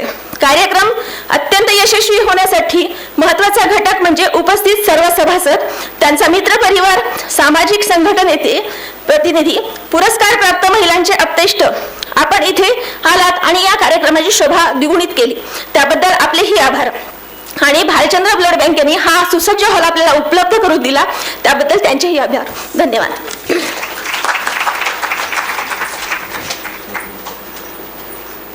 धन्यवाद जोशी मॅडम. एक दोन सूचना आहेत. किसान संघाच्या सर्व पदाधिकाऱ्यांनी बाहेर नवनाथ मध्य मामा थांबलेले आहेत त्यांची भेट घ्यायची आहे. त्यानंतर उपस्थित सर्वांसाठी वरच्या मजल्यावर भोजनाची व्यवस्था केलेली आहे. कार्यक्रमानंतर लगेच भोजन होईल, सर्वांनी भोजन करून जायचं आहे. कार्यक्रम या ठिकाणी संपलेला नाही. तत्पूर्वी आपलं या ठिकाणी सामूहिक राष्ट्रगीत होईल. राष्ट्रगीतासाठी सर्वांना विनंती करतो की आपण जागेवरच उभं राहायचं आहे. जनगण मन अधिनायक जय हे भारत भाग्य विधाता, पंजाब सिंध गुजरात मराठा द्राविड हिमाचल यमुना गंगा उच्चल जलधितरंग तव शुभ नामे जागे तव शुभ आशीष मागे गाहे तव जय गाता जनगण मंगलदायक जय हे भारत भाग्य विधाता जय हे जय हे जय हे जय जय जय जय हे भारत माता की भारत माता की वंदे वंदे